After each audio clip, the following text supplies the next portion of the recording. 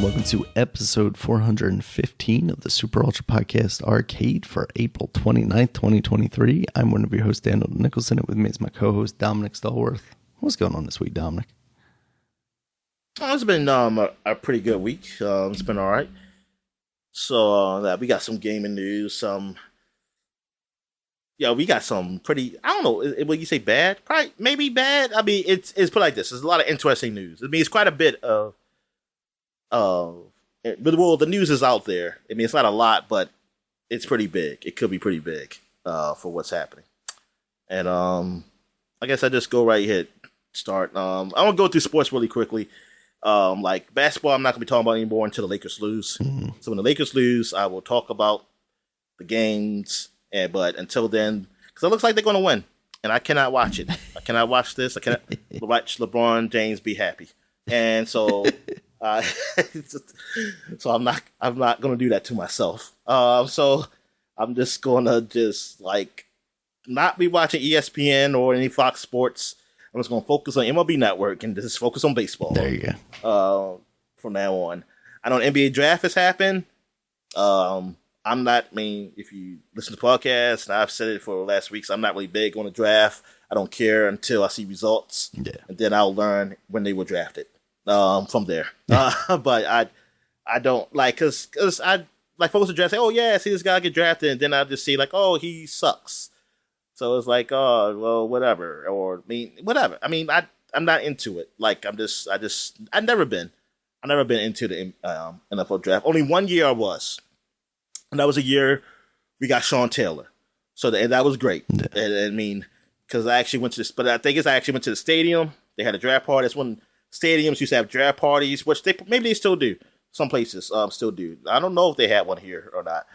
But, and me and my dad had watched the draft there, and we saw them get picked. And that's when the draft wasn't like 5 fucking days, but it was only a weekend. Yeah. So that was cool. That was when Sean Taylor was picked. Eli Manning was drafted. Who was Phillip Rivers was drafted. Oh wow. So yeah, it was some names in that draft. It was some other names too. I got to get on the field. So I gotta say, this is where we lose our games. This is the better magic. I can smell the stench of defeat wafting off this field. So yeah. What else has happened? Oh, Lamar Jackson. Yeah. Has signed with the Ravens. He is the highest paid player in the NFL, and that's awesome. That's awesome. It's like he got pretty much what he probably wanted, or at least close to it. At least close to it. Mm-hmm. But he is the highest paid so far. So like by per year, because Patrick Mahomes is like his stretches to years. Mm. That's the thing. But the thing is, I guess you can look at like he's always going to have a job, basically. Right. Patrick Mahomes, like he's going to be there for years. So even if he does happen to, we don't know if he does decline. Hey, if he's still able to play, he's going to get paid. Yeah. So, but Lamar Jackson. So that's good for Baltimore. Like you don't have to worry about that situation anymore. Mm-hmm. For the quarterback anymore, you can just focus on the future, like to see, and hopefully, things turn out great for him. And I'm happy for him. I'm happy, for organization also. Anything else happen around the football? I mean, a lot of things happen in football because, like I said, the draft actually. By the time you listen to the podcast, the draft will be over, so it's a lot of football news. But I'm not really paying attention too much unless it comes to me. It has to be like huge news, and then I just hear it. Other than that, you got in NBA. I just last thing from the NBA. The congratulations to the Miami Heat. I mean, Butler just went off against the Bucks, the number 1 team in the NBA, and they upset them, made them lose in the first round. Thing is, Miami Heat. I mean, let's be real. The season was a disappointment for Miami Heat. They were never supposed to be an 8 seed, but they fell to 8. And not only were they 8 seed, they lost their play-in game so that they had to be the 8th seed. They had to win the second playing game to get to the playoffs. Mm-hmm. Like, they shouldn't have been that far down. This team was number 1 last year. So I think injuries hurt them. So basically, it's like, yeah, they're an 8 seed, but they're not an 8 seed. And also, you can look at the Bucks as like Giannis didn't play for 2 games, and he only played 11 minutes in 1 game. Mm-hmm. He came back for this game and they lost, but he wasn't fully healthy throughout the series, so that hurt him too. But it's disappointing. Like, they couldn't come through. It's still disappointing. It's still like a failure because, like, I mean, you're number 1 seed and you didn't get it done. So yeah, I give it to Jimmy Butler. Good luck to them as they move on and play against the Knicks. And I think the other game that's played is it's going to be the Celtics versus the 76ers. So that should be an interesting series. So now it's pretty open now in the East. Like, I don't know. I mean, I would say Boston would definitely still win. But shucks, this the way they struggled in the first round. I don't know if that was in the script or that because maybe that was in the script for them to get some games in. But I don't know, because I felt like they should have ran over Atlanta. I mean, Atlanta's not a bad team, but I just felt like Boston, like, if you're a championship team, you're like, fuck it. We're just going to fuck you guys over because we trying to get to the championship here with minimum games possible. Yeah. But in the West, Lakers are looking strong. Then you got the Phoenix Suns. We'll see what happens with the Warriors because it's going to be a game 7 between them and the Kings. So it could be I don't know. I mean, I'm kind of favoring just the Warriors just because of their experience. I mean, I'm rooting for the Kings, but now I don't know if I want to root for the Kings. I'm like, I need some people to be ready for these Lakers. So maybe I need to root for the Warriors. So maybe I need to have as much firepower going against the Lakers as possible before to stop them from getting to the championship. I mean, the Kings, I guess it could do it, but they're young and they're inexperienced, and that's the problem. It's like, maybe I do want the Warriors to go. And also, it'd be good for the NBA. I mean, because you're getting, like, the best. They're getting their stars now. Like, a lot of stars got hurt in the first round, but now you got potentially the Lakers. I mean, you got the Lakers in there. You got the Phoenix Suns in the second round. You got Durant, Kevin Durant, Booker, Chris Paul on that team. Then you have possibly if the Warriors win, you got them. You got the team that's been, like, winning championships. For the last decade, they won 4 championships. Then you have Denver Nuggets. You got the Joker, man, Jokic, man, the guy who could possibly be MVP. And their team has been doing great. Yeah, I really root for them. I'm really root for Denver because I was like, man, they need this because, like, they played a great season all year, and it would be sucking they just lose again. And this guy probably gonna win 3 MVPs in a row. So, but I don't know, man. I just think it's gonna be LeBron. He won the he won the record. He got the record for the most points ever. Wow. In an NBA career. I mean, so he broke that early in the season, in the middle of the season, and so it's like this could be great, and there could be that story. It's like, man, this man is almost 40. He's 38 years old, and he's won a championship. It's like, yep, give us a Tom Brady moment, I guess. Let's just go ahead and do it. Let's go. Let's keep this ball rolling, and then when his son comes in, we're gonna keep it rolling. Then, yeah. But I'm out. How often is he playing now? Can't be like every game, right? No, he don't play every game, okay. But in the playoffs he does. Right, that makes sense. But I mean, he played bad the game before, but some people expected that because it was like because he played so many minutes the 2 games ago that people thought like, yeah, he's gonna be tired for this game, and he was. He looked bad, and then he said, "I'm gonna be better for this game," and I was like, "Yep, I believe him. I believe him," and he did. I mean, he wasn't. I mean, I wouldn't call him great this game. He was good enough. Russell was great. Like, I think that wasn't expected, how great Russell was. And even Anthony Davis, he played good. He had a lot of rebounds. I'm looking at the stats. I didn't watch the game. somebody who watched the game could probably tell me, like, Anthony Davis, he was playing good defense or something like that. I don't know. No idea. But on the stat sheet, he had a lot of points, but he had a lot of rebounds. So that was good enough. Russell had the most points with 31. LeBron had 20-something points. I think he had a lot of assists, though. So he probably did what he does, which is decent defense.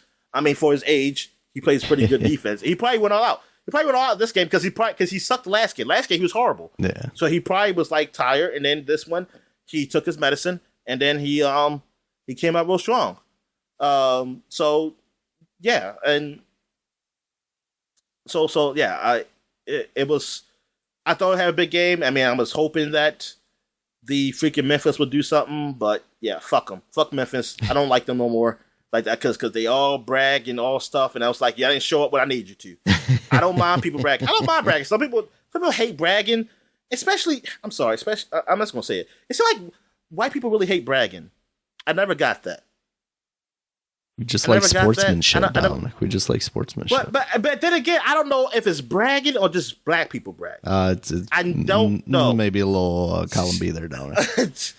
Yeah, because I'm like, why y'all? I say like this is sport. It's like who gives a shit? And like I mean, it's just a game. Like I don't really care. It's like you brag, and if you like say, well, yeah, you brag, but if you don't back it up, it's like, well, yeah, of course, then you can make fun of them. That's fine. But I don't care for them not to brag. No. I don't care that people brag because I never think because they brag they lost. I always think like if you're good, you're good. Like right. If you're bad, you're bad. It don't matter. Like you could be a guy who don't say anything and it still be sorry. So what the hell is that? So it don't matter. But it's like I'm mad because they brag and I was like, yeah, like I said, I don't mind them, but I was like, yeah, back it up though, back that shit up and beat the shit out of them. But you didn't do it. So now I'm like, fuck you. Now I don't care about you no more. I was like, fuck the Memphis Grizzlies. I just wanted y'all to do this for me. I didn't care what the hell you did afterwards. All you had to do was stop LeBron from getting to the second round. And now you got people hoping. You got people in LA getting happy and having hope. And I don't like that. I'm tired of seeing LA people being happy. Yeah. Nah, I'm just joking though. But no, I mean, I'm just a Laker hater. Like, yeah, because I don't mind the Warriors or Sacramento or LA Clippers. I don't mind them either. I'm just a Laker hater. Anything else talk about in sports?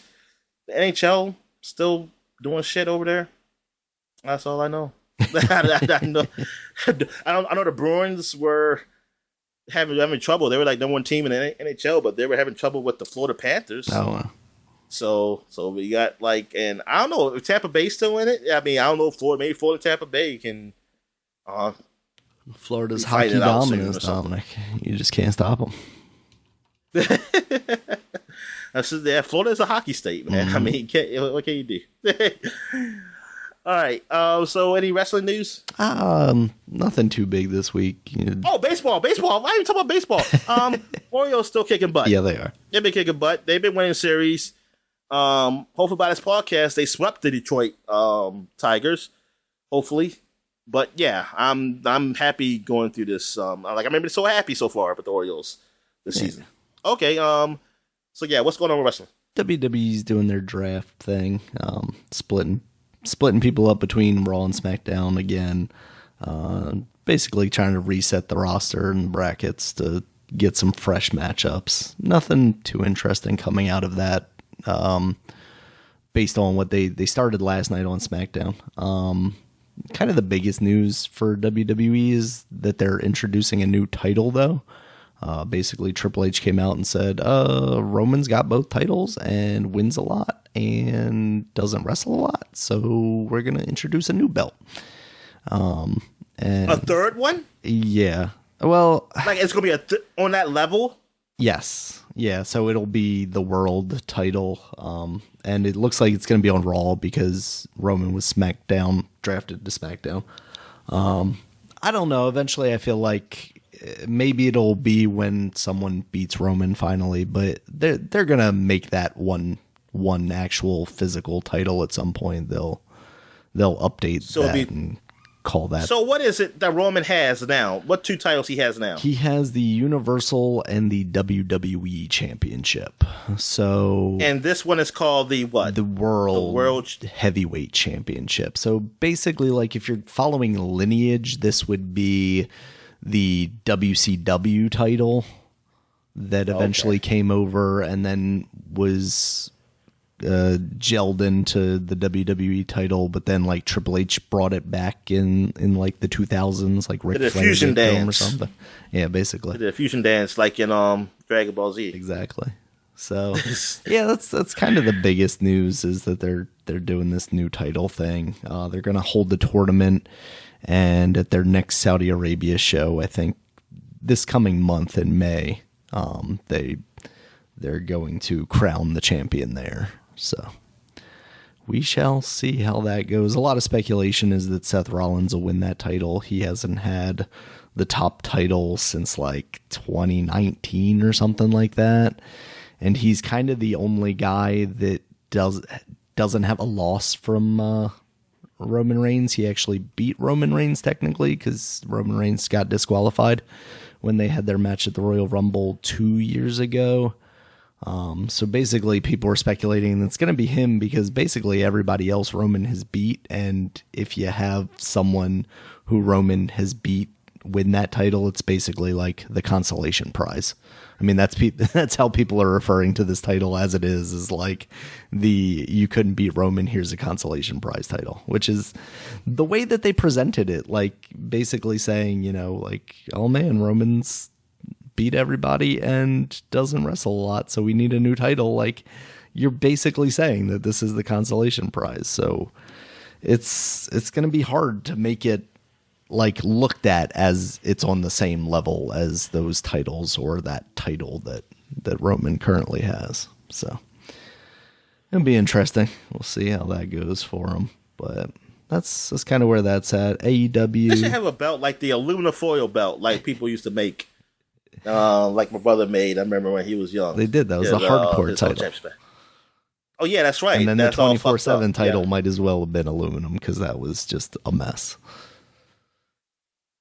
That was basically like the modern non-hardcore title of recent years. Once Triple H took over, that thing disappeared, because it was just a comedy thing where people would chase around each other backstage and pin each other. Yeah, so that's gone. AEW, nothing too big is happening right now. They're leading up to their next pay-per-view. So yeah, that's where we're at with wrestling. All right. So now we get to what we've been watching. So you haven't watched anything?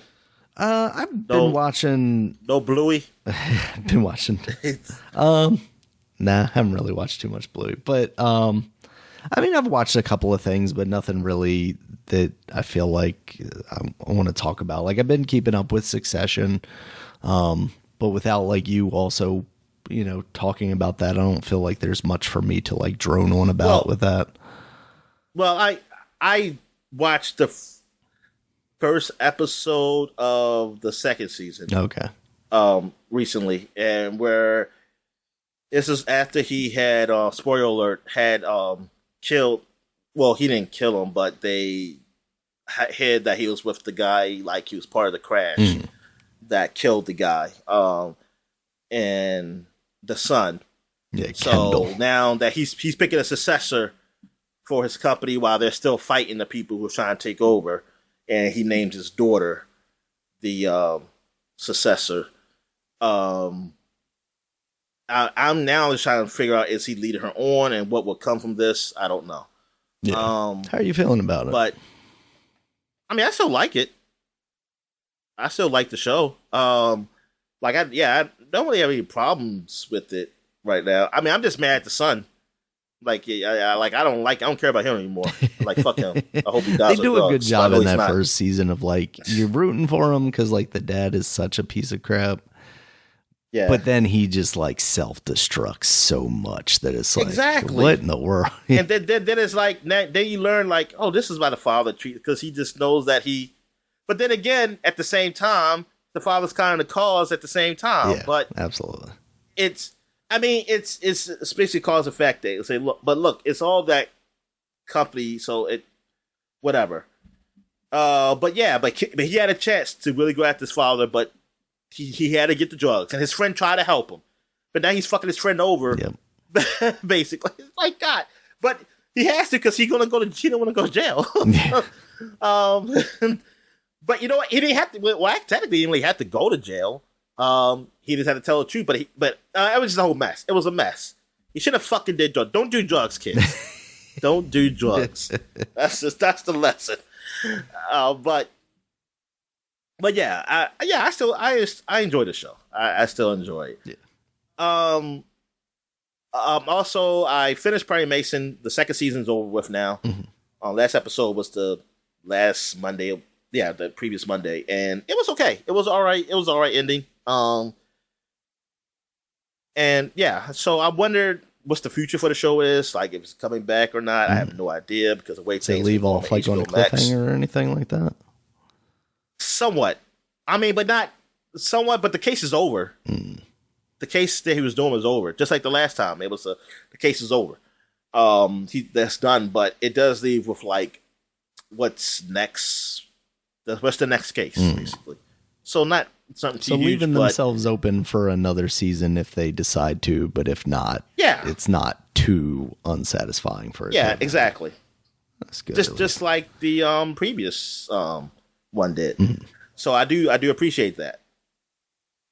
And what else? I think that was basically it. What I watched. Have you been watching Barry at all this new season? No, I haven't watched it yet.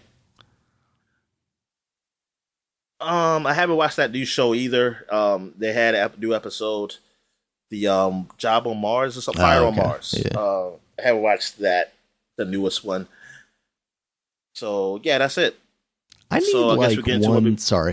just need one like solid place where I can get notifications for like new shows, because like that show I've been meaning to watch, but I completely forgot about it.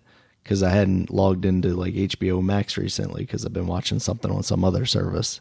I need like one service that like puts all your watch lists together and then tells you like, I think there is. There's an episode of this. I think there is a thing like that. I gotta look up. Well, at least, you know what? There probably is. The only thing I heard something that's similar, but it's more into like what subscriptions you're paying for. Mm. It's like a app or something where it tells you these are all subscriptions you're paying for and this is when they're due. So they can know like how much you use. Here's how you cancel too. Yeah, exactly. And it can track how much you used it, if it's worth you keeping it and something like that, or things like that. I heard because I think that was like an advertisement on a radio station or something. I was still a game, and I was like, oh, okay. But there's gotta be something where, I mean, you know what? I think TV Guide, I remember when the early years of apps and stuff, used to be alerts on TV Guide where they said like, hey, put the show you want and we'll beep you. Well, like, hey, this show is on. I know Roku's supposed to do something like that too, where it just like, it doesn't notify you necessarily, but it shows you like, these are all the things that you could watch. It like pulls all your services together and says like, hey, these are the things available. It's not just like necessarily like, oh, you got to go into the app to find the thing maybe. Yeah. If they do, I just never used it. Okay. But yeah, I know there's got to be something like that. I mean, because I mean, just with all these different apps we have now of watching shows and have us all spread out. Yeah, there's got to be a program. And Roku, it would be better like on the thing you use, like on Roku, and I'm sure there's something on the phone. But Roku, yeah, it probably is. I probably should check that out too. Put down, especially good for old people. So I probably should tell my mom and dad that too. But then I have to show my mom anyway. I think my dad can figure it out, but I don't feel like going through that. Yeah, that's hell. It's like teaching. I teach her about the internet. That was hell. I want to kill myself. All right.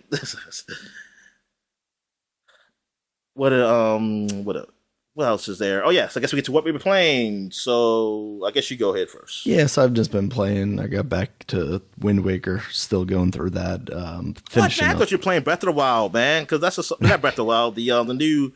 Yep, I got the advanced copy. I'm breaking embargo down. What is it called? Tears of the Kingdom. Playing Tears of the Kingdom. Yep.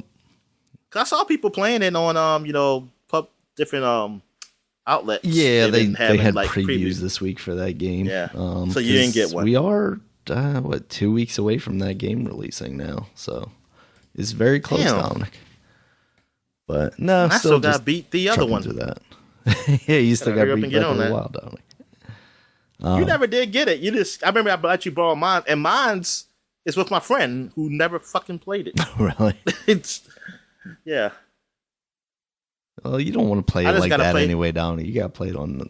I'm about to say I got the PC thing, so I'll just play it up there. Yeah, you got to play with the cheats. Yeah, I don't play with cheats and just run all the way down to Ganondorf and beat them, and then I say, okay, I beat the game. There you go. I did it. Yeah, and I still don't like it.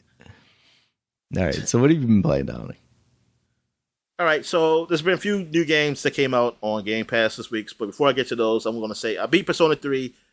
I enjoyed it overall. Not as good as 5. I think 5 is still the best one that I played between the two. And it was a good ending, though. I do like the ending. It was really sad. But it was good. Like, the story was pretty good. It was pretty deep. Mm-hmm. So I give it that. It was. I enjoyed the game.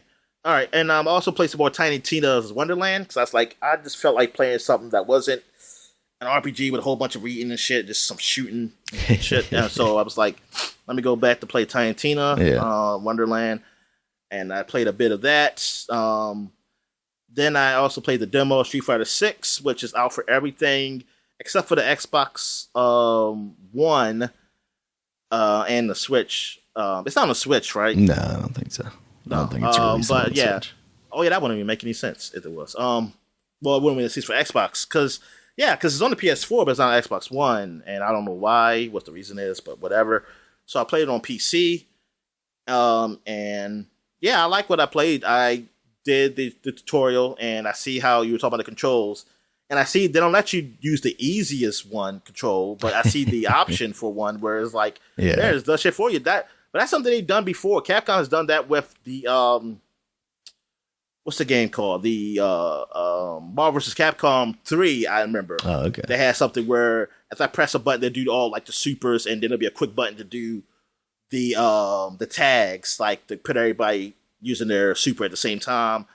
And I was like, oh shit. I said, that's cool. I wish more games would do that. And yeah, it looks like they're adapted it to Street Fighter, which is pretty cool. Maybe the hardcore gamers want to like that. I have no idea. And you know what? I don't even care. Fuck them. But I like that. So, and I like the look of the game. I like the style of the game. It looks pretty cool. I also played that mode where if they call it extreme mode or something, I forget. But it's like you have to do. You don't just beat your opponent by just like beating them up until their bar goes down. You have to do certain tasks. Like this task, if you get to throw your opponent 5 times to beat them, or whoever throws the other person 5 times, like get thrown, like knocked down. Well, knocked down, not thrown, but knocked down 5 times. Mm-hmm. So, like, anyway, you can knock them. They can throw them down or just punch them till they fall down, whatever, and you win. So I did that. I think there was another type of task you could do in there too. I didn't get that far. I was just playing a little bit of it. And yeah, but I played so far, it was all right. I didn't play the World Tour mode. I'll try that later to see how it runs on the PC. But the other stuff, it ran okay. It ran all right for me. Like, as for the fighting, like, it wasn't no lag. That's good. Or anything on my PC. What else have I played? Okay, so the new games I tried out was Cassette Beast. Cassette Beast is like Pokemon, but you're using old cassette players. And it's like magic. And they even in the game, they said, look, we don't know how this works, but it does, and we just deal with it. You gotta love it.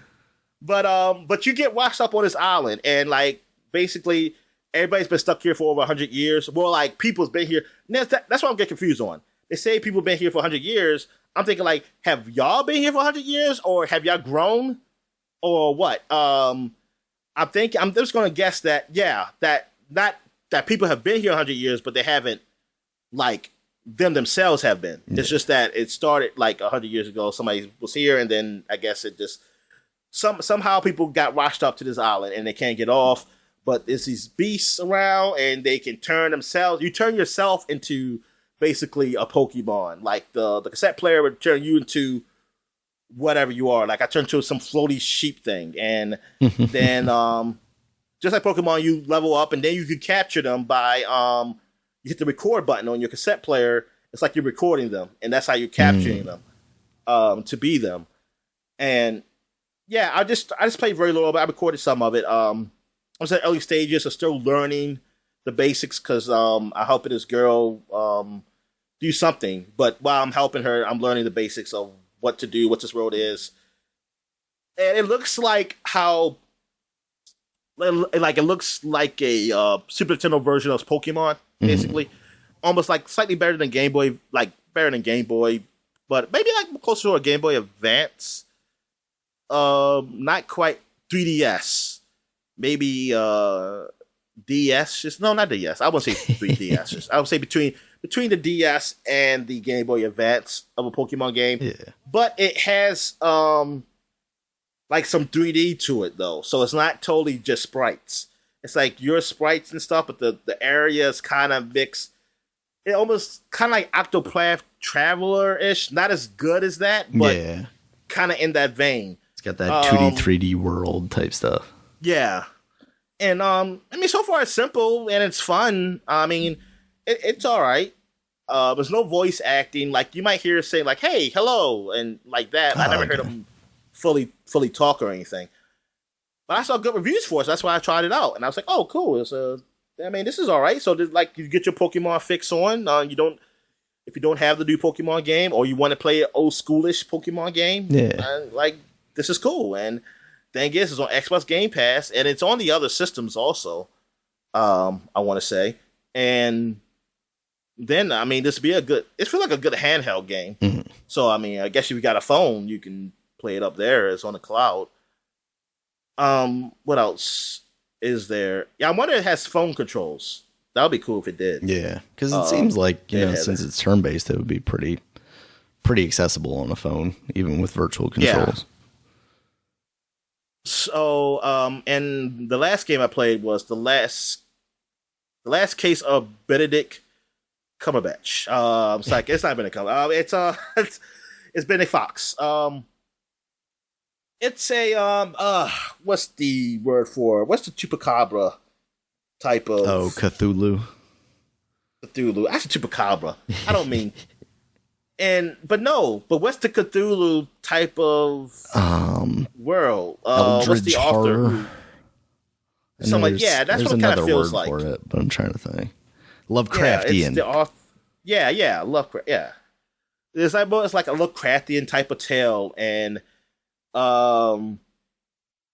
where like it's still a mystery because I think that's the purpose. Is that even though your character knows what it's looking for, I still fucking don't. Like I know I can put together that I was an orphan and I'm finding out who my father was, and I guess so why I have this ability. Like I got this dark spirit who talks to me, and like this organization I guess is coming after me. I guess, and I'm at my father's house, and I'm like it's kind of Metrovania-ish. It's kind of like it's a Metrovania almost type of game. Oh. Where it's almost like you try to lock mystery and stuff. It got some action in there. And then like at one point I go into my father's mind. Like I found him dead. But the beast in me or the soul, whatever this thing is in me, does something to me so I can go into his mind so I can unlock some secrets. And that's where I going to this other world that's a lot of platforming and stuff like that, and unlocking certain, like some doors are locked, so you gotta unlock them certain ways and solve certain puzzles. And right now I'm at a part where I find a boss that I didn't beat yet. I think I tried to beat it twice and then I died and I just stopped. But it looks like one of those bosses where it's like I just got to know I just gotta know how, like, basically the what's the word I'm looking for? The like just figure out how when it moves, like when it hits, and like because I just got to a point where they got to 2 tentacles or something. Then I was like, oh shit, I gotta dodge both now, and I just gotta find out the rhythm it's going with. That not the rhythm. What's the word I'm looking for here?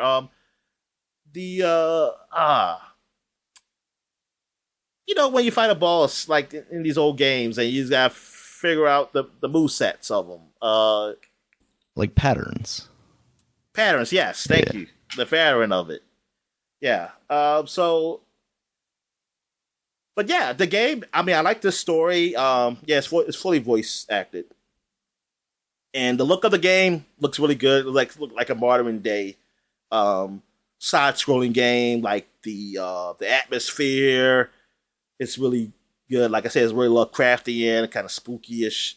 And yeah, I mean, so far I'm enjoying what I played so far. Like I think it's pretty okay so far. Now I'm not gonna say it's a good game or bad game, but just so far that I'm not disliking it.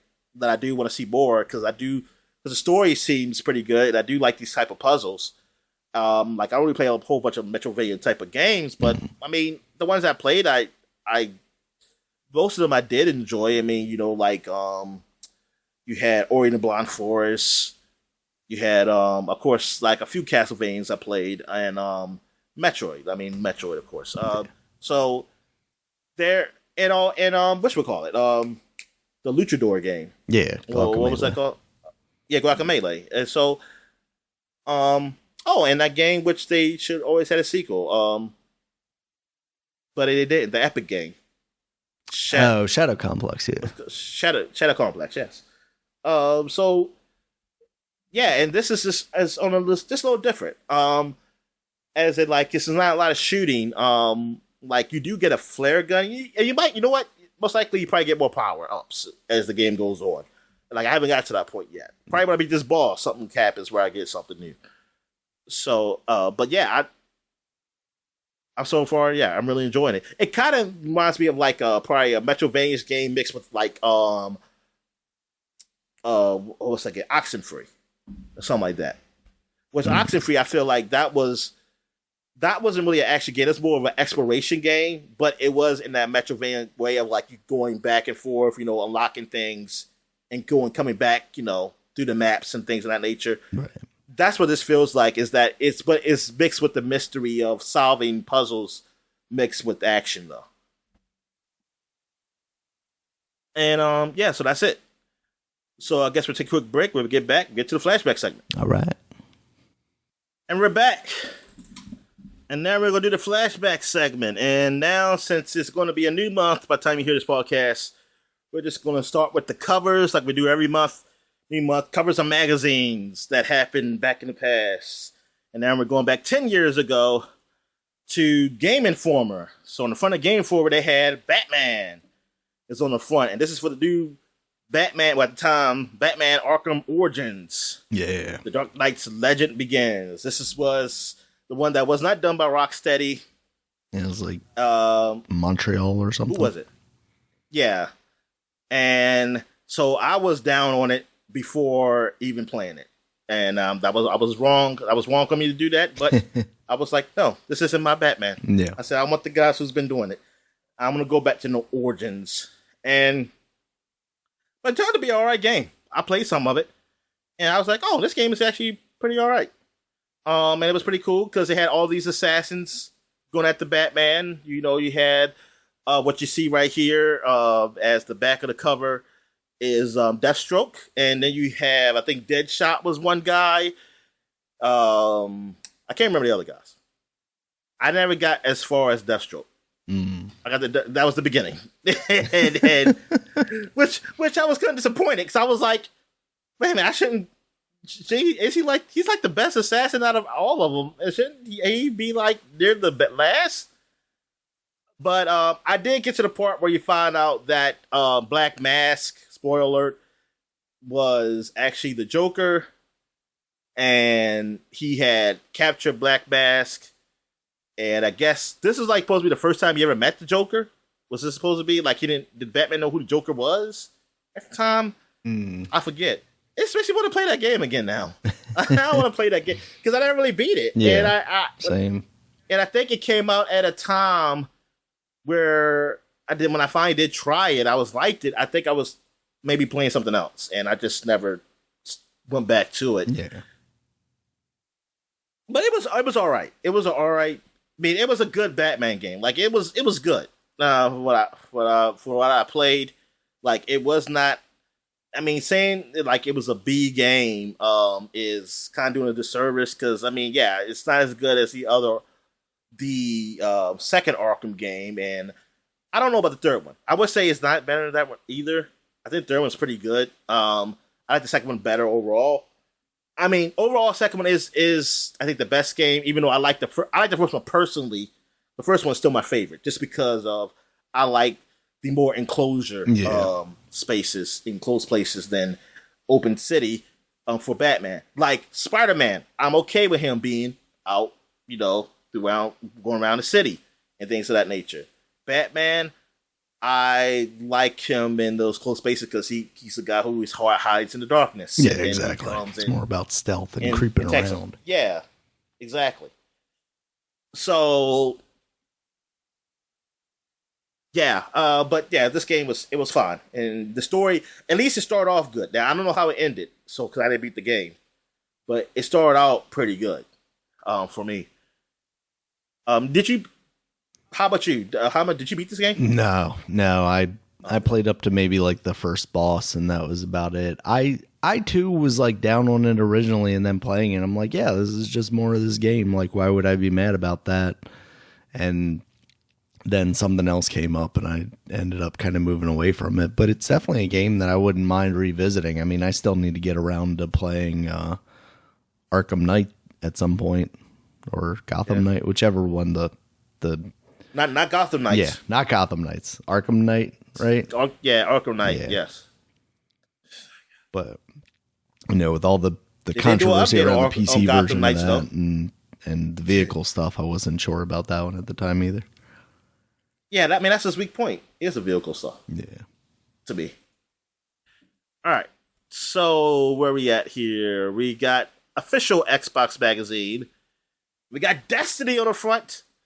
Now, this is pre-Xbox One and PlayStation 4. They haven't officially come out yet. We just know of them. Man, but it's wild to think about. And, we don't even know the price yet. But Destiny, this is like, oh, yeah, Bungie's have their own studio. This is their new game. Yep. And that Destiny, at last, Halo creators revealed their ambitious new game, man. And, I was high on this. Everybody was high on this. Mm-hmm. Everybody was all high on this, man. Getting high off my own supply. That's what happened. Right. Yeah. But also they have Assassin's Creed 4, surprising new hero Black set sale Flag for the Xbox. Yeah. Yep. And then you have Tomb Raider, Laura's gritty reboot gets reviewed. Okay. Yep. One of the best Tomb Raider games ever. Mm-hmm. And up here, BioShock Infinite. Was it worth the wait? Yes, it was. But if you eat it today, no, it was not. It was a horrible game. Gears of War Judgment. Our verdict on the flagship shooter's new spin. I hope it wasn't that high, but I think it was, actually, when we looked it up. 10 out of 10. Yeah. The Witcher 3. First look at Trilogy's killer final chapter. Oh, yeah. This is going to be one of the first delays, though, for that. I forgot how many times Witcher 3 got really delayed. Yeah, I can't remember. Because I wasn't really waiting for it because I didn't have a new system yet. Yeah. And I was scared I wasn't able to play it on my computer.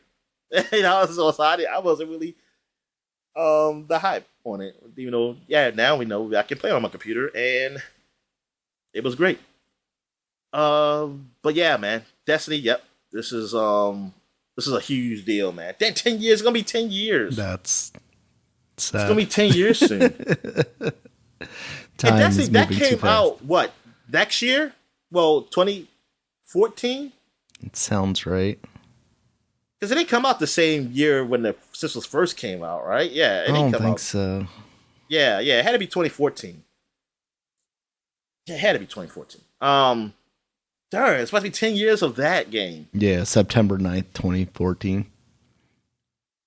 Oh, man, the Orioles losing 3-0 already in the first. Damn. Nope, they got to do another comeback. like they always do. They've been doing a lot of comebacks this year. Yeah. So, and it's the Tigers. The Tigers suck, so they'll give it. They'll give it up. But yeah, darn. So that 10-year plan. I mean, it's so what's going on with Destiny 1? Those servers are still going, right? So I can just jump in. Yeah, absolutely. Play it. Yeah. I think didn't that just get like turned into Destiny 2 at some point? Didn't they just say like, here, this is, I mean, I guess technically like Destiny 2 is free, right? So like, yeah, it's still, yeah, it's free. It's still technically free. Yeah. Like you can play that first story campaign stuff free. Mm-hmm. Probably some other stuff too. I just don't know what it is, but I know you definitely do the story. Yeah. Just none of the new stuff, and like because we just saw what we saw. Like it was like $70 or $60 for that for the whole expansion? package. Yeah. Yeah, I'm like, God, fucking damn. All right. So what else we have here? We got Edge Magazine, and what they got in front is the PS4. And the PS4 controller up here. It's a PS4 special. Inside access to the team behind Sony's next-gen super console. Sony takes control. Exclusive how PlayStation 4 is designed to win the next-gen war. And it did. It did. It did win it because of that price. Yep. We just didn't know it yet. It's all Don Matrix's fault, Dominic. DualShock 4, how PlayStation 4 controller will change the way we play. And what was the big deal about this one? They added a share button and a touch. Oh yeah, they had the share button, I guess. Share, and the touchpad, whatever. I hated it for some games, and I didn't want to use it. But the share button, yes, because the new Xbox now, yeah, the Xbox Series X of them, because I got the new controller. That share button makes things a whole lot easier to do that. It's convenient, yeah. Instead of what it used to be. Well, it was easy at a time when they did have the Kinect support. Yep. They had Kinect support. Take a screenshot. They took that out, and then they said, "Hey, you gotta press and hold this." That's all, you motherfuckers. And I did learn how to do that, but then it just wasn't the same, man. Yeah. I used to always do. I just didn't do it as much. But now I got the share button back. I did it a couple of times, but mostly by accident. I would hit it, and I was like, "Oh yeah, this button doesn't do anything." I will say on the PlayStation controller, maybe it's the same way on the newer Xbox controllers, but I feel like on the PlayStation controller, at least it's kind of like pushed in a little bit, and it's like one of those harder to press style buttons, like a little more stiff button. Yeah. So you don't do it. I'm gonna say it's stiff, but it feels weird. Mm-hmm. It doesn't feel as good as my options button, but then again, I could have spilled something in here. But I know I didn't like, because it was stop and then it picked, this is what you want to do. I don't know if you held it, it would automatically do the video, but I would hit the share. It wouldn't just share it. It would just be like, it would go to open the menu up for the share. And see, while the Xbox now, I mean, maybe PlayStation does this too now, the PS5.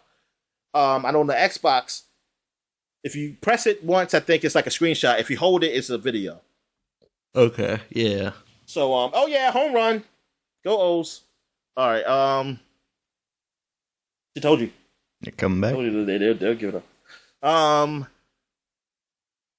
What else we got here? Inside Drive Club. Oh boy. Up close with the insane details of Evolution's PS4 driving sim. Yeah, because it's like, we ain't got Grand Theft Auto. So listen to that engine purr. Gran Turismo yet.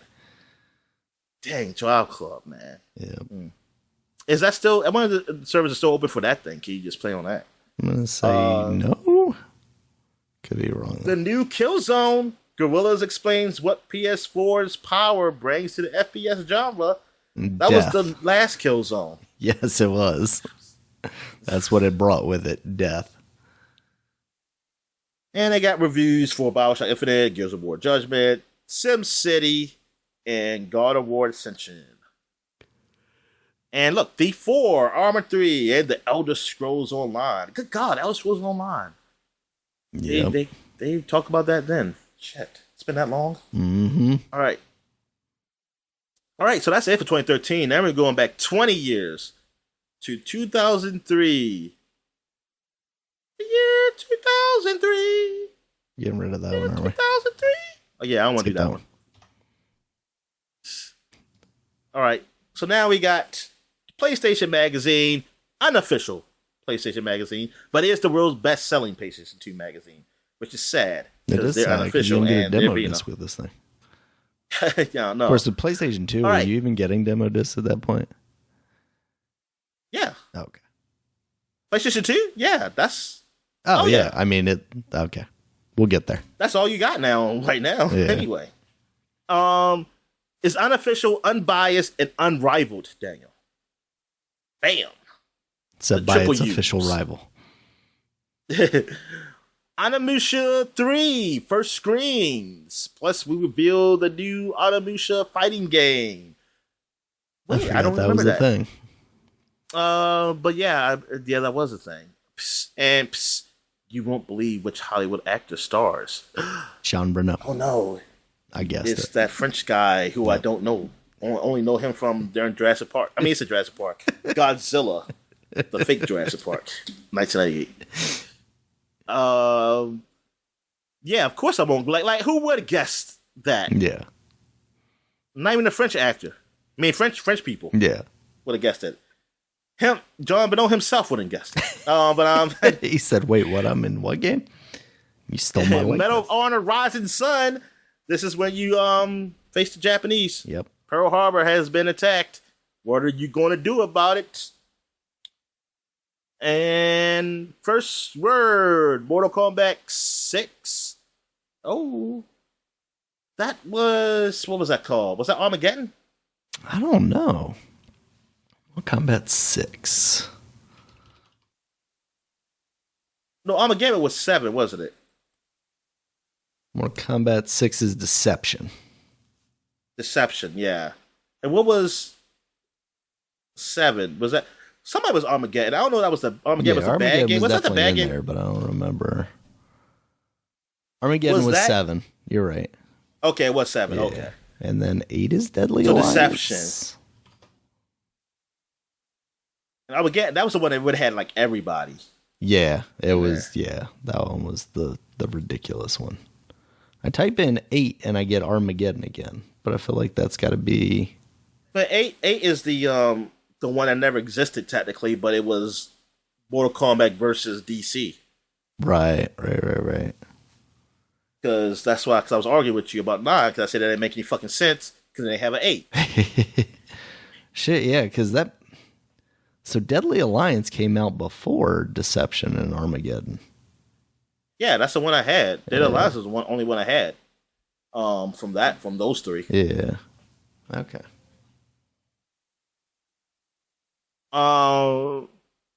So where am I at here? Oh yes, we got double X-Men. We got Wolverine on the front. I ain't even talking about the guy on the front of the damn cover. X2 Wolverine's Revenge plus X-Men Legends. X-Men Legends was a great game. I loved it, and that was the start of all those type of Diablo-ish Marvel games. Yeah.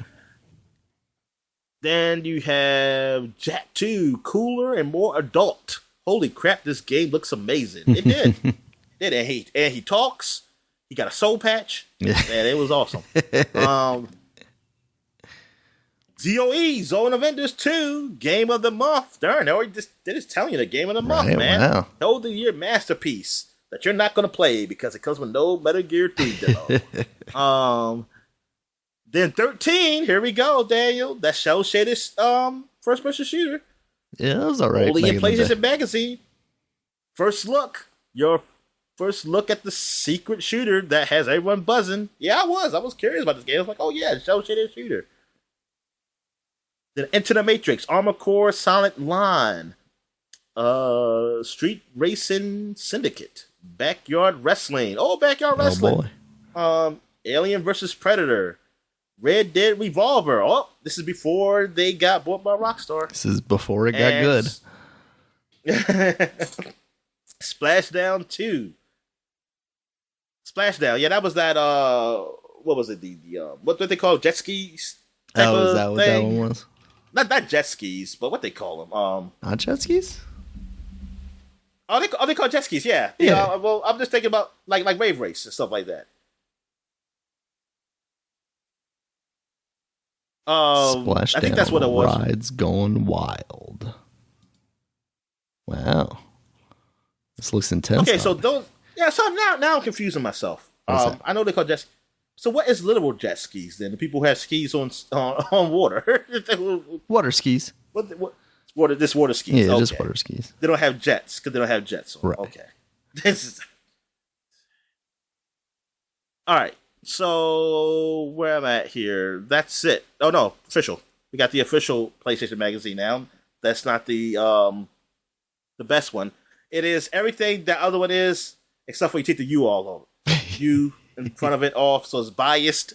It's very biased. Oh, I'm joking. All right, so you got Splinter Cell in the front of here, and play it. Exclusive playable demo inside. And I realized it sucked because it is not Metal Gear, so I was like, this ain't good. Jack 2, the new name for Jack and Dexter 2. All right. And they said, fuck Drop Dexter. yeah. We just want Jack. That's rude. NBA Volume 2, the best NBA Street Volume 2. Yes, and I wish this would come back and be good. Like I don't want, and not like the they did with of the latest EA ones. Big. Zono enters the second runner. It's really, really beautiful. It did look good at the time.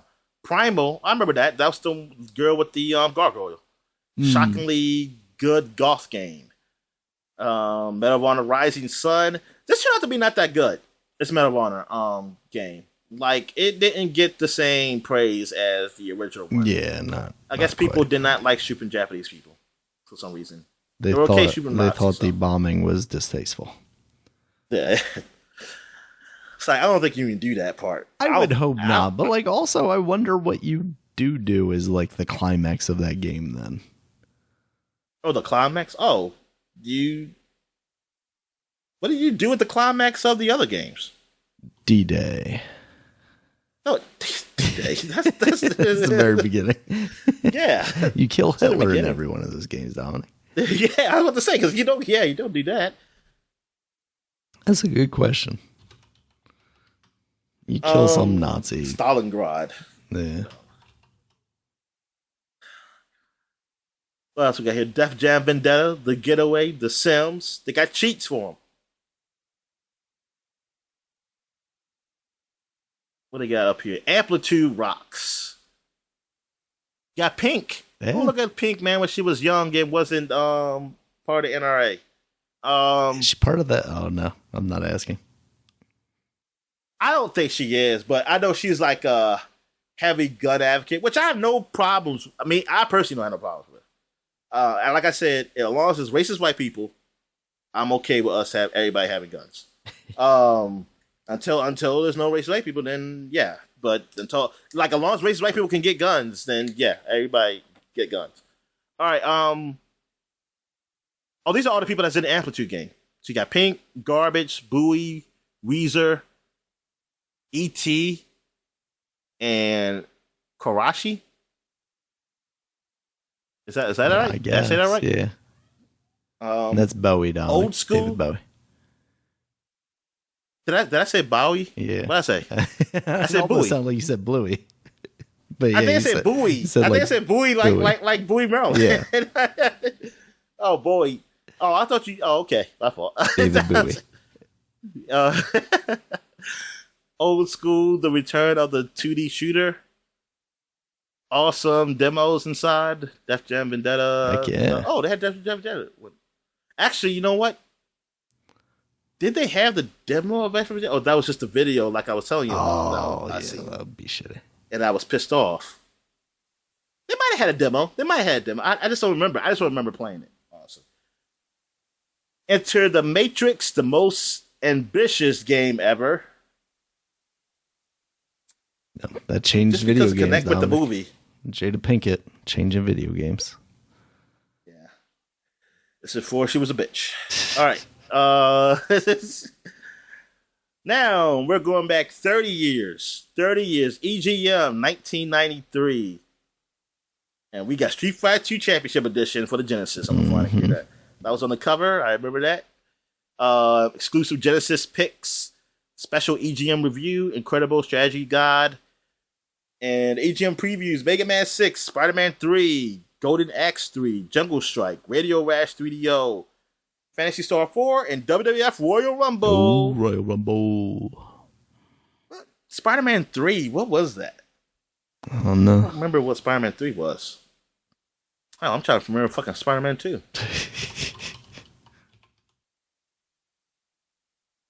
Man, I don't know. This is EGM interviews the inventors of the Super FX chip. Oh, there you go. Okay. The guys, that's a Donkey Kong chip, right? Yeah. Is that also the Star Fox chip? Yep. Exclusive Qbert. Oh, Qbert's still going around here. X Mutants and Doomsday Warrior contests. $4.95. Man, a lot of money. A lot of money back then. But look at here. We got the Europe. I never seen this one. The Europe to 260. All right. Where are we at here? Oh, that's it? That's it. Okay. All right, then. So I guess we'll take a quick break. When we get back, get to the gaming news. All right. And we're back. And now we'll get to the gaming news. What we got, Dad? All right, Dominic. First up here, got some bad news. Vice is going to be shutting down Waypoint, their game-oriented kind of sub-brand. That is where Giant Bomb alumni Austin Walker and Patrick Klepek were working the past many years now, I believe. I feel like time has flown. But that site was always kind of weird to me because like I was following it early on, and then at some point, and more recently, but like Austin Walker left, but he was still on the podcasts because I know he's working with like a game studio now. So it was always kind of like this zombie thing where I would check in from time to time and I liked their content when I did, but I never was like serious about following it. I appreciated what they did though, because they did more like game criticism, not so much like the game's kind of, what do we call it? Like the enthusiasm press or whatever, you know, where it's basically just regurgitating press releases and talking about how great a game is. It was actually like kind of diving deep into like the themes and things of that nature in the game. So I appreciated like that space existing. It's going to be shutting down in July. So, basically they said they're going to run through till then, you know, and Patrick was on Twitter talking about, you know, basically looking for his next job. It's sad, you know, when shit like this happens. It really feels like video game websites are just like relics of the past almost. Like it's funny because we're just coming off of talking about the video game magazine covers, and like video games are at the height of their popularity now, but we look into the past and there were trillions of magazines in the early 90s and 2000s at a time when it wasn't as big as it is now. And then into the 2000s, there were countless video game websites. And now here we are, and it's basically like the video game companies have their own way of disseminating the information, so they don't really need, you know, these companies to help them out with marketing, basically. And, you know, if you can't get like a subscription model like through Patreon, or you can't, you know, do your own thing like Giant Bomb does, you gotta do like ad supported stuff, and there's just like not even that much money in that anymore. So these bigger companies don't really find it worthwhile, and you see all these places shutting down, you know, even like BuzzFeed we saw a couple of weeks ago. It's not necessarily video game related, but it's like website, you know, writing related. You see all these writers just losing their jobs because people don't see the value in it. And that's unfortunate. I mean, part of it is because you get a lot of opinions free on Twitter, right? You get a lot of opinions free on podcasts, but at the same time, there is a a level of like professionalism to actual writers writing things that we're definitely missing out on and moving away from for probably the worse, you know? Yeah, it's sad. This media is changing that way, like period, for almost a lot of things, you know. It sucks. The way things are going, and I don't know. I mean, it's kind of hard to change. Like the internet, these free spaces that people can just do the same stuff that people have been doing for years ago, like critics and like, because now people are saying like, hey, what's their worth? It's like, why is these guys are better than just some guy who just gets on YouTube? Yeah. Like, and if he's this guy, at least this guy is more entertaining or something like that. It's like what? But there is but just like when movie reviews and stuff, like like some people do probably listen to just some guy that's on YouTube and just talk about movies. That's fine, but there are people who are. But like I do look at people who are in publications. I still take them more seriously. I mean, it's based on your writing, how you write it too. Like you really did critique this movie or something. Like I said, okay, they really critiqued it. Blah blah blah. But then you get some writers who are in publications, but they're just stating like they liked it for almost political reasons. Like they even say like, oh, like because they do this and say that. I'm like, wait a minute, I just want to know you like the movie. I don't care about what the message is. Yeah. That's not it. I said, oh man, I said this is awful. But it's like the publications get to that point where they're not being that serious with certain things that is almost their own fault. Like, and then you go to IGN, man, it's just a mess over there. Like, it's like, I mean, not that I say it was better before, not to say that, but I say it was, but it's just that this is just it's just so much shit in that website. It's just hard to get through. Then you go to Game Forum, it's like, man, it's so bare. Yeah. It's like, well, this is easy to way around because there's not much there. Yeah. But even like sometimes they're missing like things about relatively large stories because like anytime you get familiar with a writer there, a week later they've been fired. Yeah, they've been fired or they left for they got something else and because all the guys I originally really knew who were there, they're gone. Like everybody's gone who I knew from the very beginning before they even had a website. And it's like, I mean, I understand things change, but it's just that it's not only that they're leaving, it's like the whole industry is like really changed too.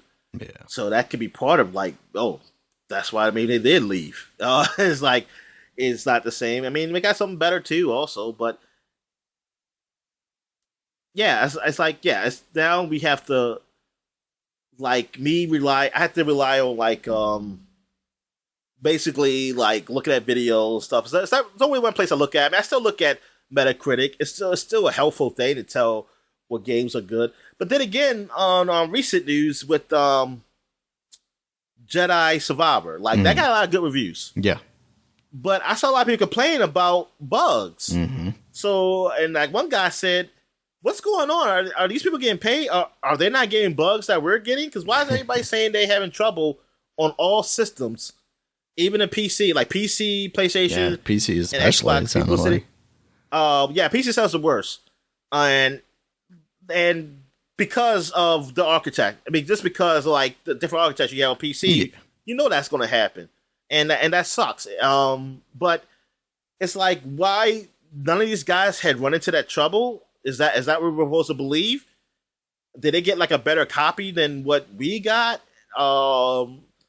And I haven't seen anybody now. By then, I'm wondering if somebody even spoke to that. Because I think they should. I think somebody at least tell them the truth. Just needs to say that, yeah, the copy we got, we didn't have trouble with, or blah blah blah. Because it's giving an impression like, okay, the EA pay all y'all, like because people are like talking about some real fucking trouble, and it's not just a PC one. So they're saying like, why is it that I'm just hearing a lot of stories about these bugs happening on these day one game, and y'all got the early game. Was there another update that has messed everything up, and that we got? So, yeah, I think things are the video game space is really type of change in that way that it's like you really have to look at, but it also you have more options to look at too. Oh yeah, to find absolutely. things out. So even if you see like, all these big publishers get a good score, but then you can also go to the users and you can deter like who's what, because some people you can tell how much the user really critique the game by if you're willing to read. I mean, if you're willing to look into it, like, you can tell and then you can say like, oh, wait a minute, these users don't really like it. Why not? And you can see for the reason. Maybe there's a reason that you don't really care for it. Like maybe it's like, oh, I can still deal with that problem or something like that. Or like with the Bethesda games, like people always talk about how like there's a lot of bugs and stuff like that, and some people really criticize it, rightfully so. But for me, something like me, I never really had a serious problem. I never had a game crashing bug. Fortunately, I never had one. So I get if they had that happen to them, be upset. Yeah, I would be too. I had bugs, but I had nothing that really dissuaded me from the game. It's like, if I had let that happen, I would have never touched these games, and I would have missed out because I love them. So some problems are not what like will be for me. And thing is, back in the days of magazines, I couldn't really get that like I do now because I couldn't really see how the game looked. I was going to go by what these guys said. Now, with people with videos and things of that nature, and even just regular Joes putting their stuff up, I can see how they're playing it. Yeah. I can say, okay. So it's a combination of like bad. I mean, it's just, I don't know. Maybe you have to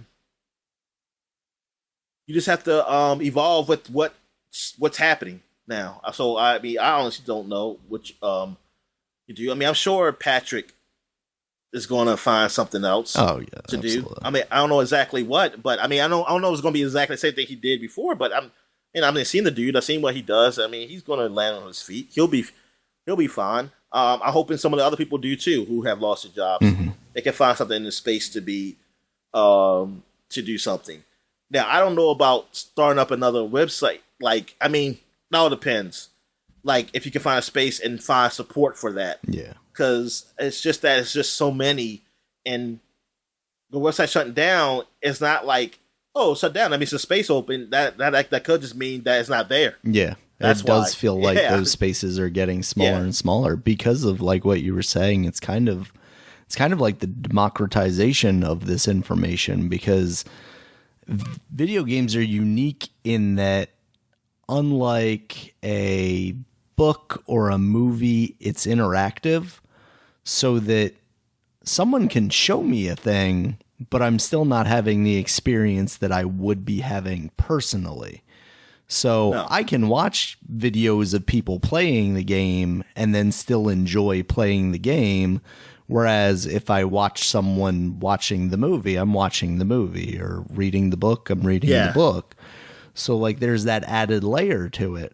So now, instead of reading previews or instead of reading reviews, why wouldn't I just hop on Twitch and see what that game looks like, see how it plays, and kind of get the feelings of people there, because I can gain like the thoughts of people, and they can give me the impressions of like how the controls feel and stuff like that. But on a grander stage, me watching that video is me making the decision whether that looks good to me or not, in a more real way than like ever seeing pictures in a magazine or pictures on a website or trailers that were gussied up for our consumption would ever be. So, that's what's kind of interesting about like bad games too, is like you get to see all the flaws in that stuff. So that's why, when we talk about like, oh yeah, I don't understand why companies have issues with people streaming games. That's basically free marketing for them. you see more people have issues when their games are bad, Nintendo aside, because Nintendo is just a weird fucking company. But like, you're going to have more people take issue with someone streaming their game if they know that it is not going to show well, than if it's like, hey, this is the brand new hotness. Like, yeah, we're going to let you watch it like a month in advance just so you can be excited about this game.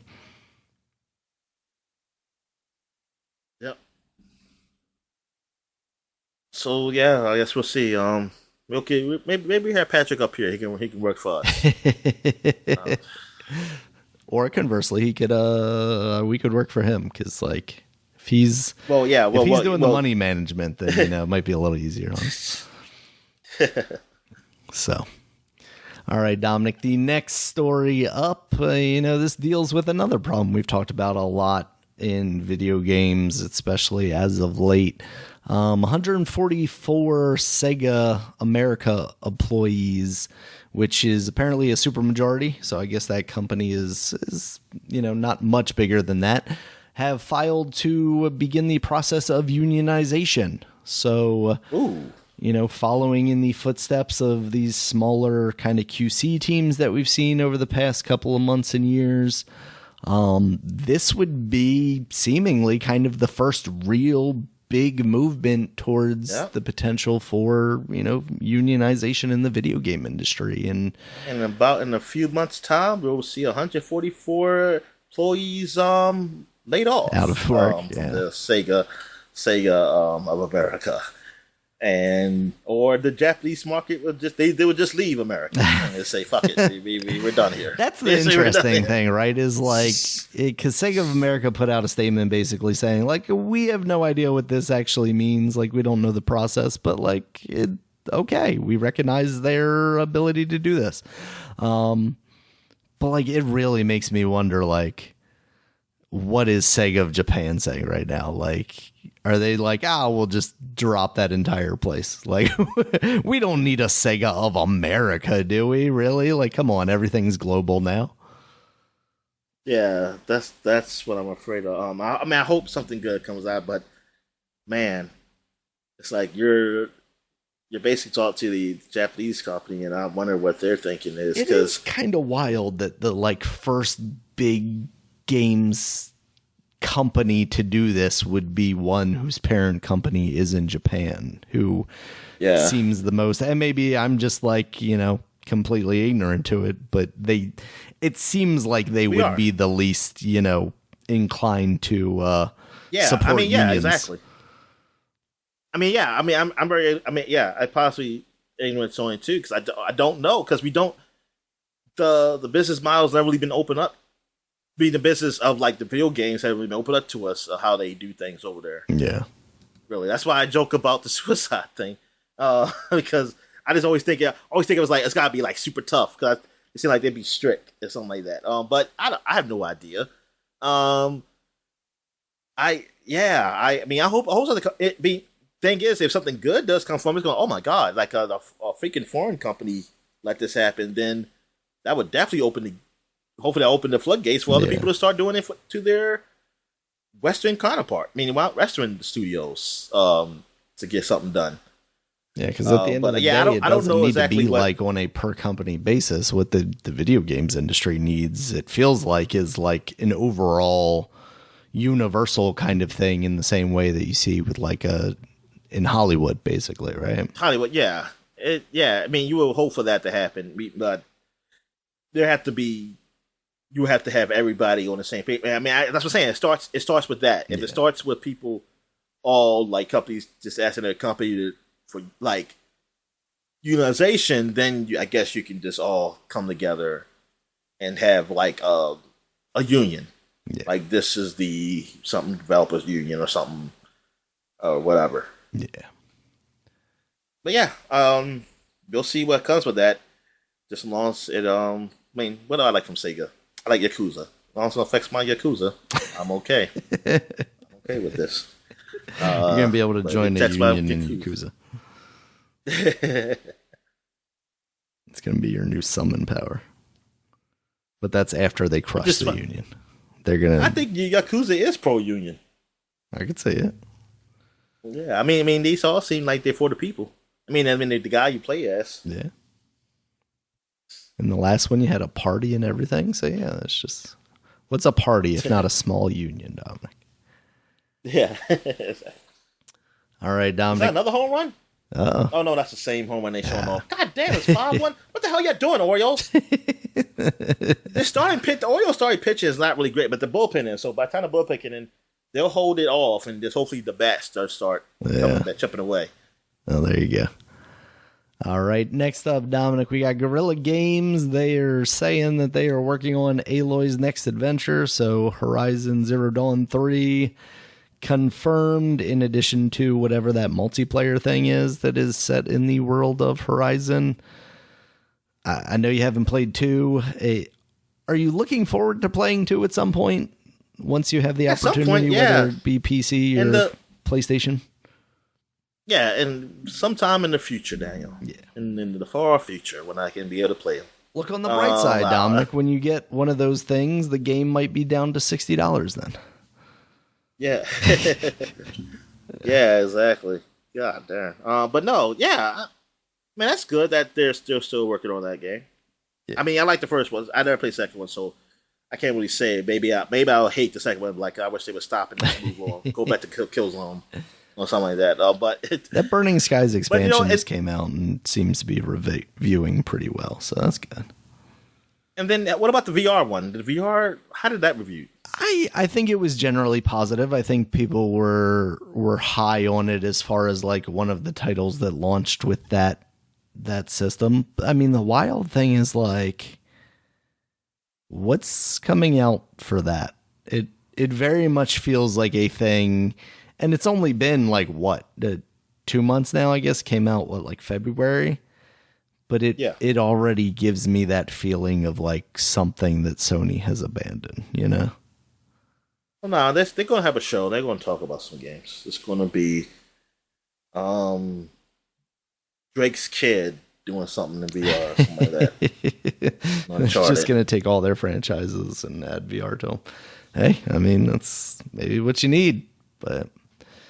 I think like just my opinion of it being overpriced, and then couple that with like the news stories going around that it didn't sell as well as they had expected, like that just gives me kind of like a aching feeling about its future, because none of the stuff that I'm consuming is really still talking about that, and that's what makes me go like, well, if they also don't have any games, like big games especially, coming out for that thing, what is anybody going to talk about, you know?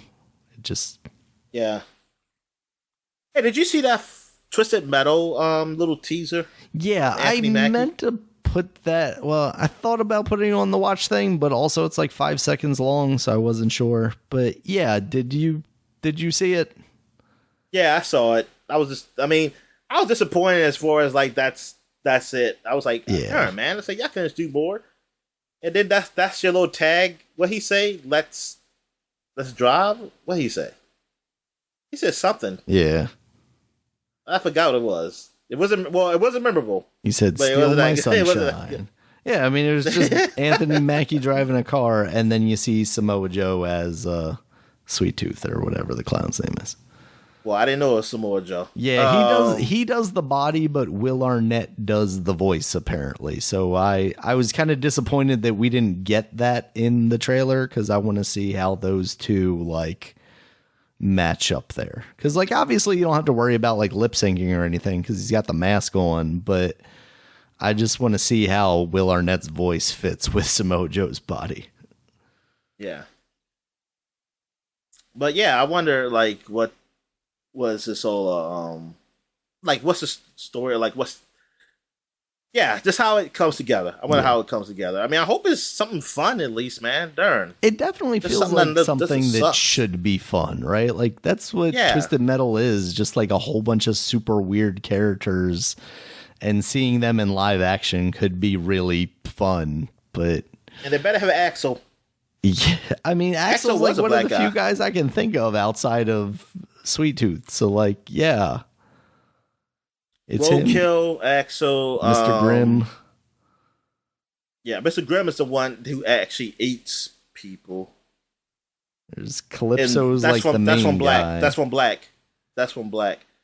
But see, and then I wonder, like, what they do? How would they do it? Will it just be correlation, or would they do like a little backstory, like Lost, where they do like a flashback and it go flashback? I think that would be really cool if they did like each episode is like one person's backstory, and then as it ties into the grander. Yep. And then they die. That's the person that dies for the episode. It's like about them, and then they die at the end. Oh, there they you go. Eliminated from the contest. Yep. And then they move on to the next person. Don't run out of characters before the second season. Well, I don't want a second season. I don't care how good this shit is. I don't care how good this shit is. This is not these seasons. I know that. Like, this is something that should be it, and that's it. Yeah. Like, all it is car combat, man. Like, you don't, unless you're just doing a whole new character. Season 2, Vigilante 8. Season 3, Drive They Club. better do, or they do the little kids version, like they do like Muppets and Muppet Babies. Because they had that little kid version, version of it was on PlayStation. It was of Twisted Metal. I forgot what it was called. Like, it was like you was killing people in like a little playhouse or something like that, some shit, and like you were toys. Small Brawl.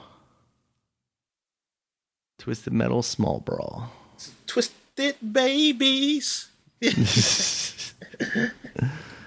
So, yeah, we will see how that one goes. God, this Kramer is sucking hard. Well, ever since that racist rant, it's been downhill for him.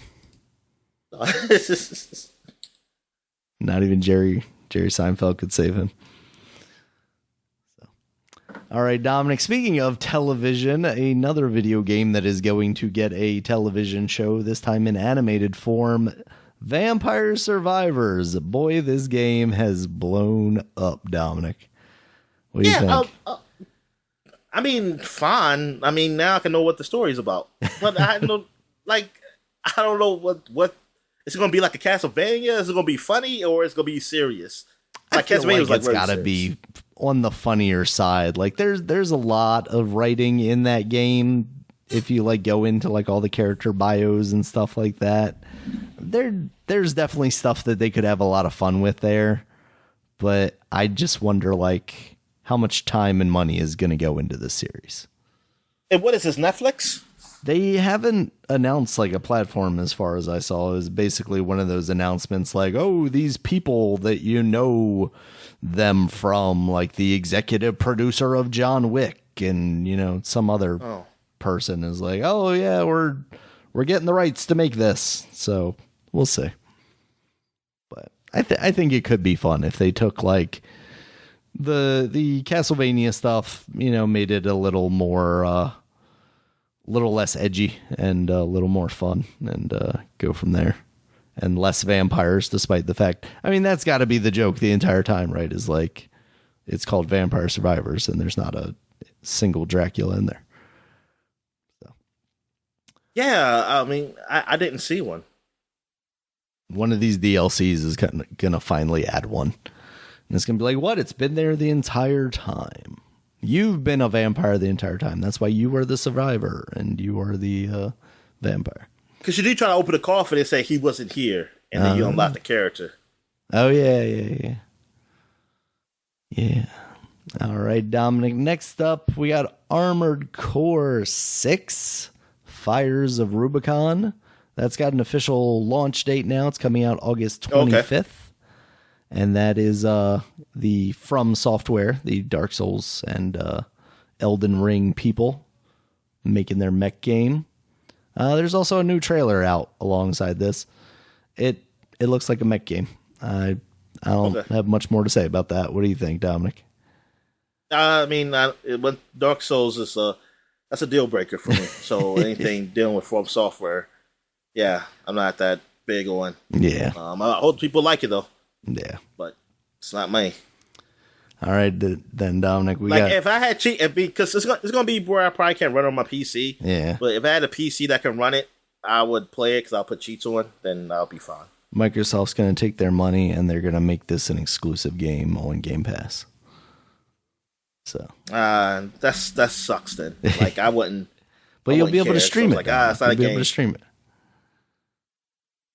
I said it has to run on my PC though. If it still can't run, I can't use no cheats. Good point. I mean, yeah. You'll do the thing where you can get into the game, pump yourself up with like all the money and the upgrades or something, and then play its streaming version. Oh yeah, I mean, I could try to do that. Still probably that game probably still be hard. It just take longer to kill me, but I'll still end up dying. I wonder because like everybody's saying like this looks like an Armored Core game. This doesn't look like a Dark Souls game. I don't honestly really know what an Armored Core game is like either.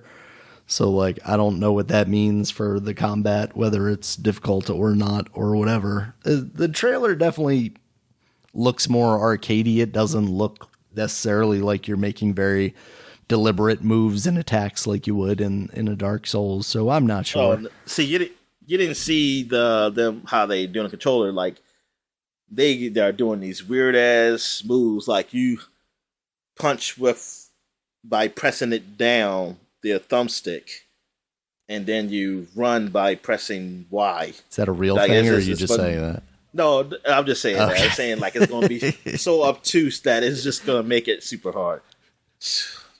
We still have them to blame for the fact that we have to use the triggers as our action buttons nowadays, Dominic. It's all their fault. They're the ones that started this. It used to just be use the space buttons, but now I got to swing my axe with the right trigger.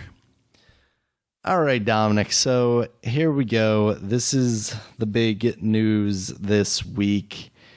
The UK's regulatory agency, the Competition and Markets Authority, the CMA, as I will refer to it going forward, has blocked the Microsoft Activision Blizzard King acquisition.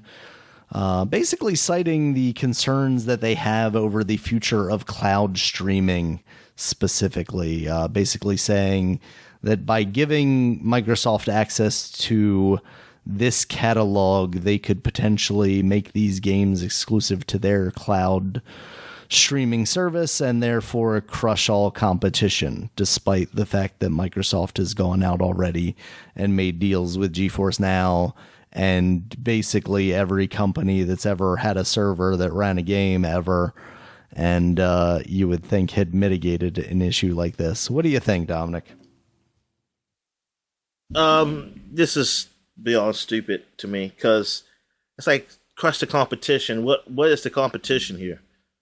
Like the competition crushed itself. Like the Google, they shut down. Yeah, and before that was on live, and they didn't survive. It was probably too early. Like they were probably too early in the game, or just not enough. I mean, they're like to do anything. I mean, it's really just how you run the business. I mean, you got Amazon Luna. I mean, like I guess you're saying they crushed them. I mean, come on. I mean, the funny thing is, like, when you think about it, like Sony was also out there ahead of Microsoft, and they just never pulled it off very well. They never went in. Yeah, because they bought on. They were the ones who bought on live. I think they ended up getting on live as part of something, but their big acquisition was that Gaikai streaming service.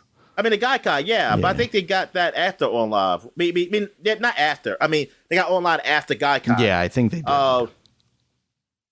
Yeah, so I was like, oh, they stopping them. Or was it Google who bought online? That wasn't Google, right? I don't think it was PlayStation. Google. Yeah, I think it was PlayStation. But yeah, but they never went much forward with it. They did have something because before Microsoft, like I was able to play because that's how I played God of War Ascension.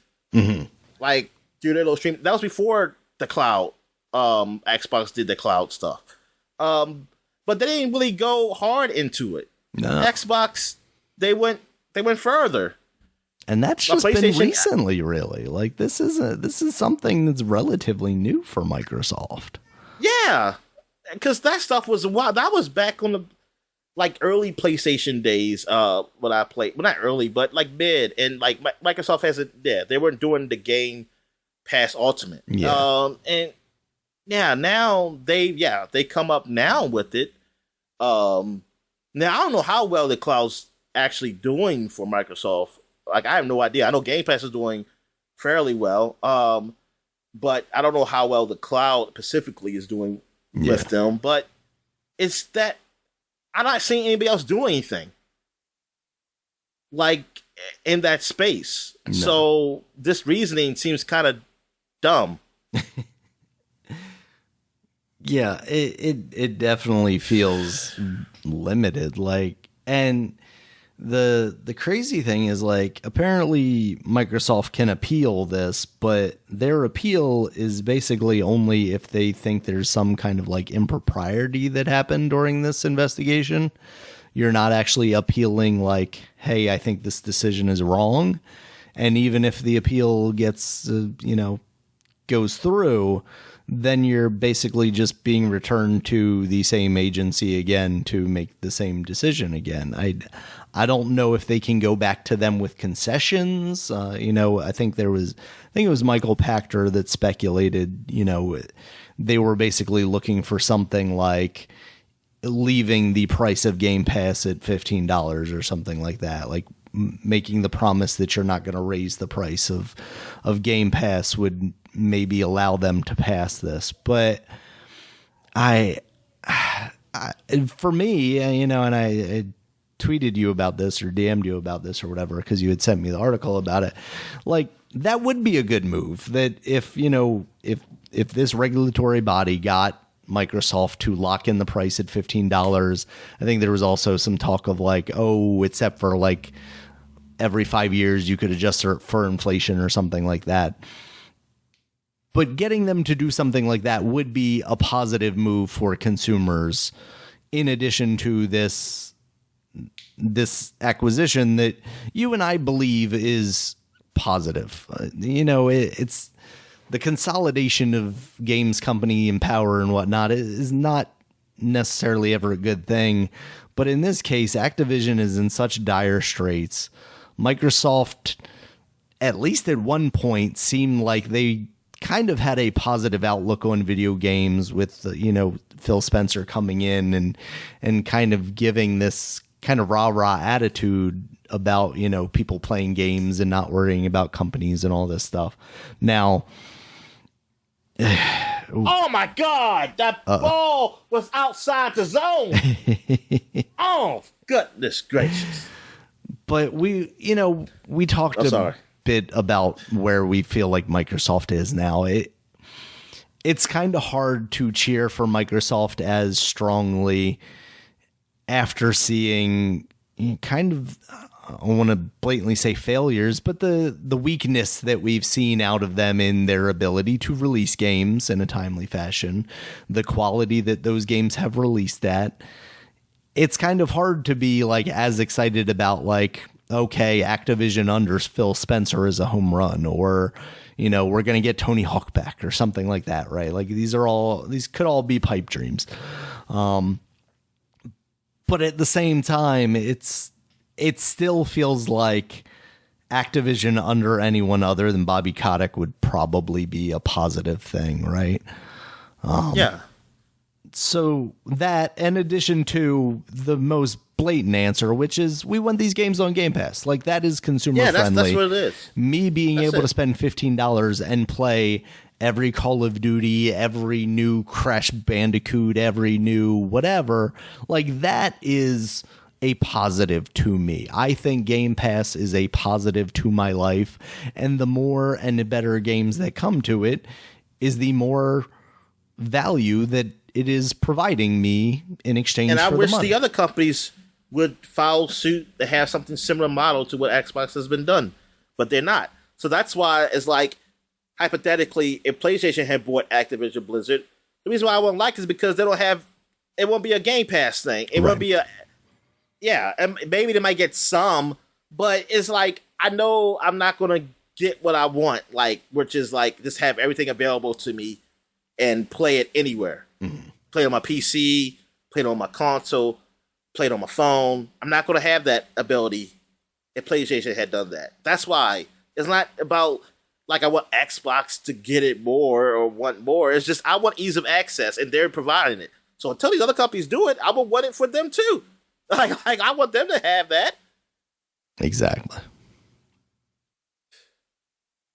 So, yeah. Like honestly, I wish PlayStation had what Xbox did. Like they would have that plus what they are now, and have something similar to Game Pass, because then it would be like, oh, I get to play all these other Sony games, and they got this great PlayStation Pass, whatever the fuck they want to call it, and I can play those games. I can play those games, man, for free-ish. You know, just paying a monthly price and play it anywhere. I would love if Sony had that, because then it'd be like, oh, I have all those Sony games plus get all these other games every so often, but they don't. And people say because they don't need to, because they're number one, and that's okay, fine. Then I want this guy to get it. Then I want Xbox to do it, to make them more competition for Sony. I mean, this decision kind of defeats like what they think they're trying to prevent, right? Like basically they're worried about Microsoft becoming a monopoly. Meanwhile, you have a monopoly already established, and neither of them are monopolies, and it wouldn't be a monopoly if they pick up Activision. You know, maybe somewhere down the road, if they, you know, actually pull off releasing video games, which has been difficult for Microsoft, you know, maybe then we can talk about it. But like right now, you're just making it so if you let this deal go through, that Microsoft is being more competitive with the number one player right now. And by preventing that, you're essentially giving Sony the game. Yeah, because Sony basically has a monopoly in the Japanese market. If you want to be like that, yeah, not taking Nintendo in consideration, of course. Yeah, that's what I'm saying. Not taking Nintendo into consideration. They have it over as far as games that can be played on the two most powerful systems. Yeah, because not all those games can be played on the Switch, unfortunately. But like a lot of those games we see is like those Japanese games. They're not, you don't see them. You see it like on PC and PlayStation, but we don't see them on Xbox. Or we see it a lot later. Like not even just a year. It'd be years later. Like when you see, like a lot of years later sometimes for the games, or we don't see them at all. Like I don't know when the hell Final Fantasy VII Remake is ever going to come to Xbox, if it ever does. Yeah. Technically, whatchamacallit, the Hideo Kojima game didn't come on Xbox. It came on Xbox on PC, but it didn't come on the Death console. Stranding. Yeah. And look, and I'm like somewhat upset, like, oh man, I can't get it because I potentially want to get it on Game Pass because I probably wasn't going to buy those games anyway. But I had a potential of getting on Game Pass. That's the only reason. But really, I don't care that PlayStation does that. I'm like, fine. Then Xbox, they can do it too with some things. But now you're telling me you blocking this? I'm like, wait a minute. Like, come on. I mean, you gotta give them something. I mean, if they're allowed to do this, like the exclusive deals and stuff like that with companies, then I don't see the big deal of them having Activision. Yeah. So they should just take this money, Dominic, and then make Call of Duty exclusive to the Xbox, which they weren't going to do, but now they can do by buying an exclusive deal. Yeah. Which would be hilarious. Even though I don't think it would be a good investment, because like it's Call of Duty, even though Call of Duty is very popular. They should make Fortnite exclusive to the Xbox, Dominic. That's all I'm saying. Oh, partner with Epic? Yep. Shit. Take everything, take it away from every other system. Nah, it's really disappointing that to see this, because it makes you wonder, like, if the UK is the only country that this doesn't get approved in, let's say it goes through the American system. Fuck UK. I mean, like, but what do you do there? Is that like just not sell your products in the UK anymore? Yeah. Like not do business? Yeah, well, you won't sell the Activision products anywhere there. I mean, like I don't know what that means. What what limitations that would put in place for them? Would they have to set up like an Activision office in the UK that is independent of Microsoft to release games that way or something? Or would Microsoft just not be able to do business at all there because now they're part of this conglomeration? I don't know.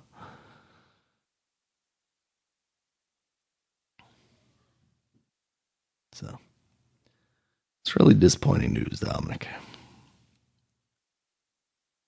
Yeah, it is. So at least we can blame the Brits, Dominic, and it's not our courts that took down this merger. Yeah. Not yet, at least. So just go to war. Go to war. That's all I'm saying. Time to throw their video games in the harbor, Dominic. What British video games are there to throw in the harbor? I'm going to throw Fable in the harbor. So, yeah, that's it. You got anything else, Dominic? Got any other news? Any other thoughts on this?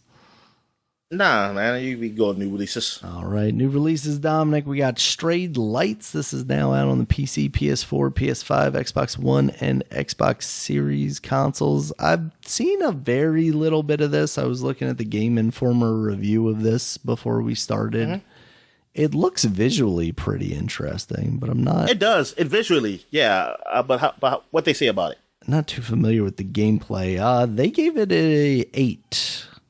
They're pretty positive on it. Strayed is short, sweet, and mostly excels at what it asks the players to do. It's a unique parry-required combat, brings something new to the table, and I enjoy nearly every instance of it, especially in the larger boss fight set pieces sprinkled through the journey, says a Game Informer reviewer Wesley LeBlanc. So yeah, I'm not really big on the French, but yeah, that's pretty good. All right, Dominic. Next up, we've got Cassette Beast, which you mentioned is now out on the PC and a part of Game Pass. We also have Carrion finally releasing on the PS5. Yep, the Xbox Cape, they kept it away from them, right? Yep, that's what happened. That's why they had to buy this deal. The Last Case of Benedict Fox is now on the PC, Xbox One, and Xbox Series consoles. That is, of course, part of Game Pass, as you mentioned earlier. Live Alive is now out on PC, PS4, and PS5. Not on Xbox, someone on Game Pass. Yep. Another one that Sony's keeping away from. Live Alive. Actually, that might be... it's or Live Alive, as I said it sometimes. Live Alive, yeah. Yeah, Live Alive. Yeah, that's what I always thought. I thought it was like... Maybe it's like Live and Live or Live Alive, like something like that. That would be cool. That was like it was like a little mix. It's up to perception, Dominic. And then we have Star Wars Jedi Survivor. That's now out on the PC, PS5, and Xbox Series. As you mentioned earlier, getting pretty solid reviews, but also it seems like there's a lot of technical issues with that game. Yeah, the user reviews are horrible on Steam. Last time I saw, getting Steam bombed or whatever. Yeah, I went in there and did it. I figured out how to act like I bought the game and Steam bombed it. Rough. Yeah, it is currently a 6 out of 10 on Steam, with all reviews being mixed. Damn. There are 7,328 reviews on this game, Dominic. Damn. I know. That is a lot for a game that has been out for like a day. Yeah, I know Kramer is pissed, man. I mean, you had a bad day, man. You pitched bad against a horrible team. I mean, it's nothing really you can say to that, man. Yeah, that's rough. Yeah, Jedi Survivor looks cool, but I definitely don't need to worry about that game until they get things ironed out. So, yeah, you still got to beat the first one. And I got to beat the first one. One of these days, Dominic. One of these days. Yeah, that game was good, man. Yeah. It was good. I had fun, I played. Man. So. It's my favorite redhead. My favorite redhead Jedi. Okay, you got classified. Got it. I knew you were a fan of Carrot Top. I wondered where he fit in the rankings. Just prop comedy is underrated. I don't know what he is now. Now he just probably looks. Well, he looked weird before, but I don't know how old he is now. But he's got to be like. How old's Carrot Top? With like 60? Just looking real jacked right now. Like, he's got to be like 50 something, right? 50 something. Yeah, I would say he's. Let's say. Yeah, I don't think he is 58, Dominic. Oh, he's getting close. He is 58, and he is still looking jacked. Maybe. I don't know. That's from 2008. I wonder why he went that route.